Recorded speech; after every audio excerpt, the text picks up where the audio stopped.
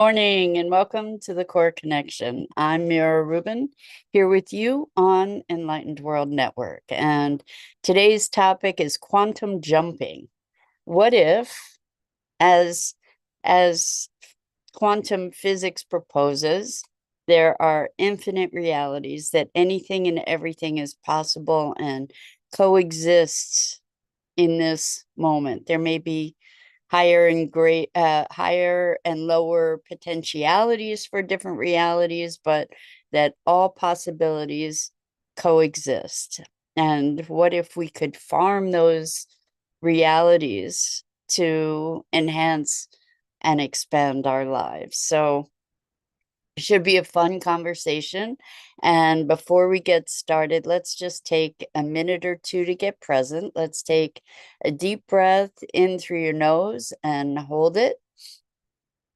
And imagine clean, crisp oxygen flowing into your lungs, nourishing and invigorating, enlivening all your energy and vitality. And as you exhale any tension, stress, negativity, fatigue.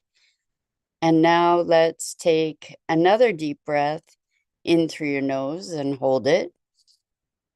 This time, imagine brilliant, bright light lighting you up from the inside out, illuminating, electrifying, and energizing all your cells, your molecules, your electrons, creating a brilliant beam of light and energy from your heart out into the world. And as you exhale any remaining tension, stress, negativity, fatigue. And now let's press our palms together. Vigorously rub your hands together to feel the friction, the temperature, the pressure, the motion, the tickling and tingling when you stop, and allow all those sensations to bring you present right here, right now, into this remarkable physical form that enables us to experience life. Welcome, welcome, welcome. So, today's topic is quantum jumping. And we're talking about stepping into an alternate expression of who we are and how we be. So if you imagine yourself, good morning, Rosalind, welcome. It's so great to have you here this morning. And welcome to everybody else who's joining us. We're talking about quantum jumping today and stepping into other dimensions of our own potential. So what we're looking at is aspects of ourselves. There's a guy named Bert Goldman who is I guess the founder of this notion of quantum jumping. And he was very deeply steeped in Silva mind method, Silva mind control. And what the Silva method trains is to be able to access other dimensions of our awareness, other dimensions of consciousness. And when Bert was 80 years old or in his 80s, he used this quantum jumping technique to learn how to sing and to learn how to be a photographer. And he developed a whole new photographic model using these powers of mind to step into excellence and expertise in these other dimensional selves. And it's such an intriguing idea and possibility and reality if we can allow ourselves to believe, shall we say, and to experience. So we talk a lot about manifesting. This is kind of taking it to another level, another dimension, so to speak, by hopping into another version of ourselves. If there's no linearity in time, we have the at least the illusion of linearity. It seems like time is linear and progressive, but what if all moments are coexisting and we can just sort of cherry pick from these moments to imbue ourselves with skills and abilities and talents that might not otherwise have been accessible to us.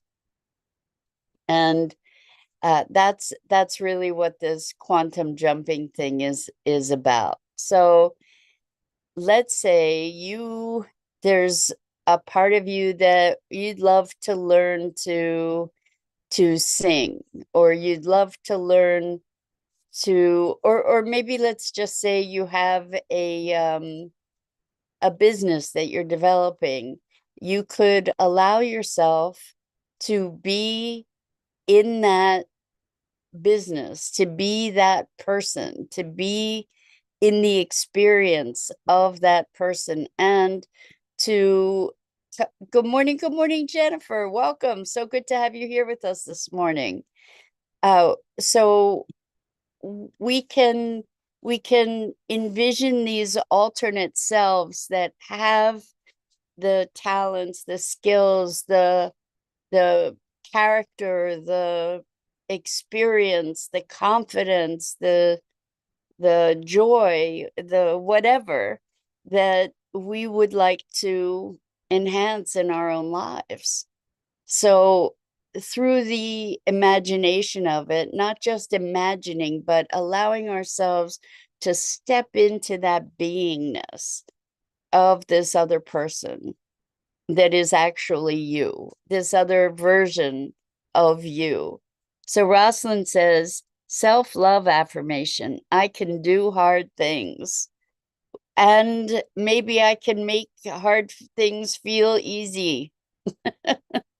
I I I mean, that might be a great thing to enjoy is, one of the things that I'm looking at is I realize that I'm not much of a self-promoter. And it's a challenge for me to do my own marketing. I'm not one who really enjoys tooting my own horn, so to speak. And it occurred to me that this quantum jumping kind of thing, this quantum leap, is something that I could use to step into the persona or the version of me that is a consummate marketer, that has no problem with promotion, that can just dive in and be able to share the messaging in a way that people resonate with, to be able to share the gifts that I want to be able to share. I'm sure that each of us, if we thought about it, we could be connecting to the parts of ourselves that are really excited about doing the things that we might not be so excited about, or that has mad skills in an area that maybe we don't yet. And we can be in that person's being. We can experience how they hold themselves, what what kinds of things they say and do in their daily life. We can inhabit them in a vivid, visceral way. And through that, we can own and incorporate that experience, that wealth of knowledge, um, that intelligence from them that might not otherwise be available to us. So I invite you to just think of what kinds of aspects of yourself or another version of yourself would you like to incorporate? So say there's a version of yourself who's a rock star, or a version of yourself who's an incredibly successful author, or a version of yourself who is a nuclear scientist, or a a leader of some kind of nonprofit movement to uh, feed the world, for instance. Good morning. Good morning. I don't know, is that Sue or Dido?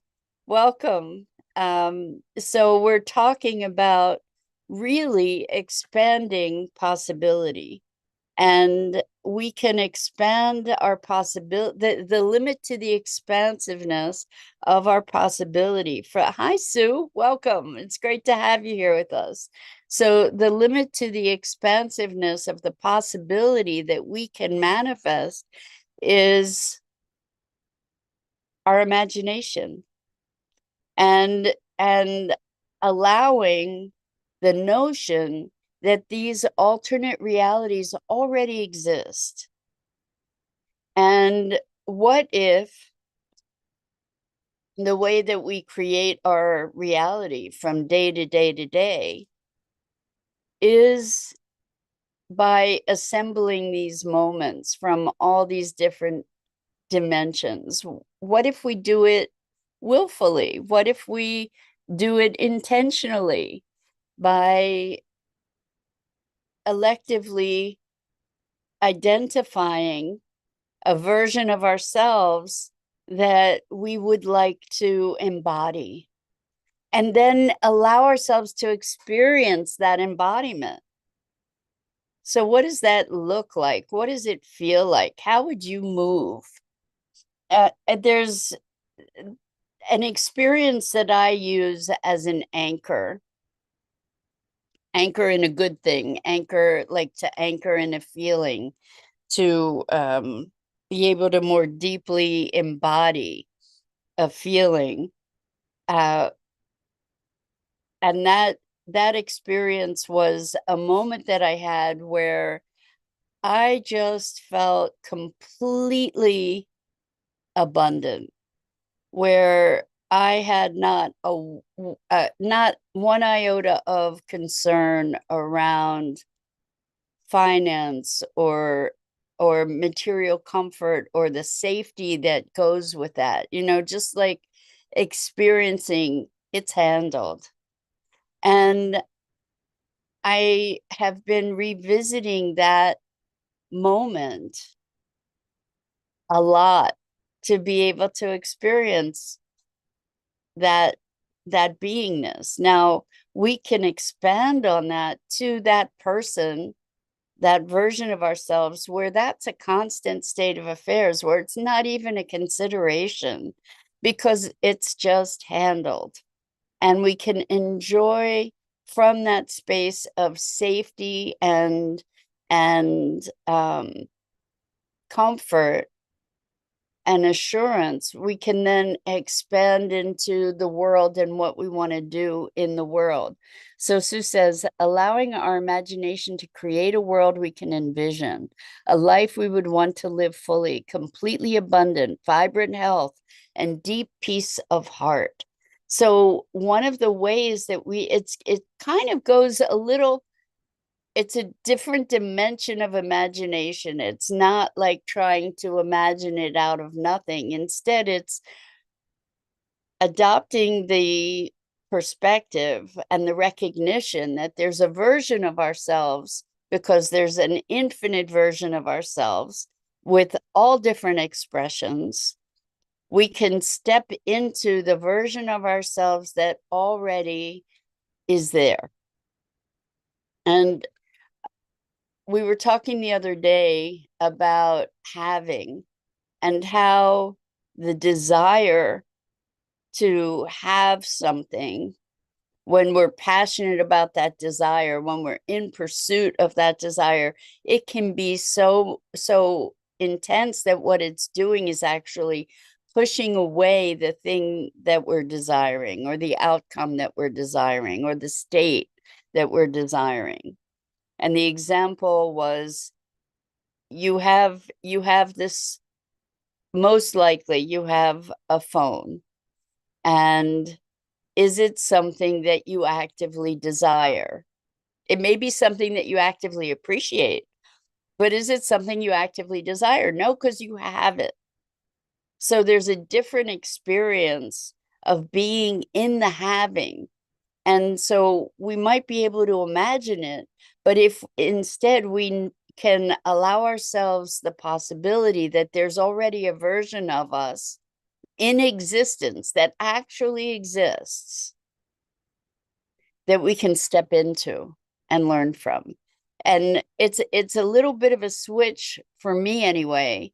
It feels a bit different because it allows me to step into something that's existing and feeling into what that existence is like, to be able to merge with it rather than trying to construct it. It's maybe a subtle but a pretty profound shift, I think, to be able to say this exists and I'm accessing it.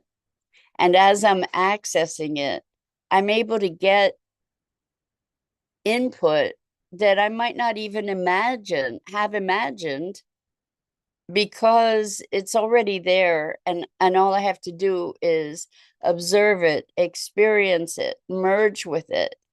You can start out by mimicking that person, that version of yourself.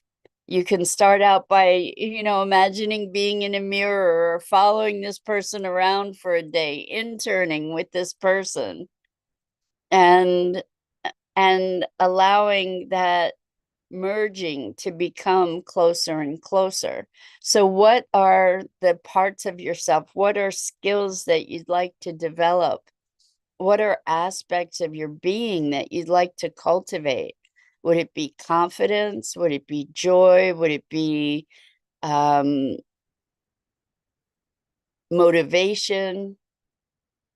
What is it that you would like to bring forward in your being? Like for me, being somebody who actually enjoys marketing and who actually is brilliant and engaged in self-promotion, to be able to just speak into an audience in a way that is nurturing to me too, rather than something that's a challenge. And Jennifer says, yes, more confidence. So let's take this moment right now to bring yourself present to this other version of yourself who's confident. So allow yourself to see her. Notice, how is she holding her body? How is she holding her body? What kind of tone of voice? So Sue says, bringing more movement into my day. So maybe there's a part of you that's a dancer, or a version of you that's a dancer, and watch that person. So we're talking about more confidence, or even a dancer. How is that person holding themselves? How do they move through the day? What are they wearing? How do they have their hair, or lack of hair in my case, perhaps? So Sue says, yes, dancing. So that person who's a dancer, what kind of routine do they have through their day? This confident person, what are they doing? What are they thinking? What do they talk about? What are they listening to? And as we start learning more about this person, getting to know them, maybe we can pick up some of their habits. I don't know if you've ever had the experience where you have a friend and you're very, very tight, and over time you start using the same verbal expressions, the same motions. You sort of pick up each other's patterns a bit. And what if we could allow ourselves to pick up the patterns from this other version of ourselves? And so many of us are really busy doing, and we invest a lot of time in work and concentration, and oftentimes we're having to, speaking for myself anyway, when it comes to marketing stuff, for example, a lot of the time and energy that I put in is in trying to overcome my resistance, which probably creates even more resistance, right? So, and sometimes avoidance and all these other things.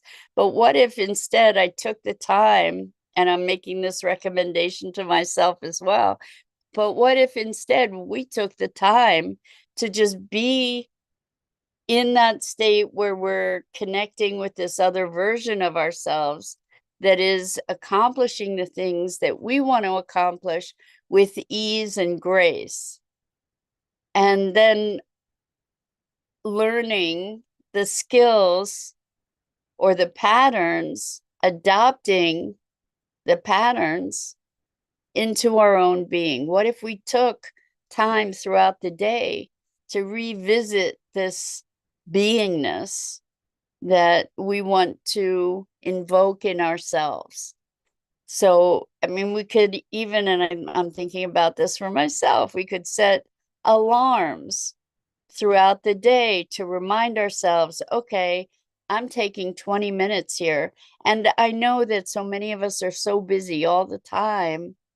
What if that 20 minutes that we take 3 times a day actually improves our productivity, actually cuts the time that we're engaged in the things that we're engaged with to a fraction of what it already was?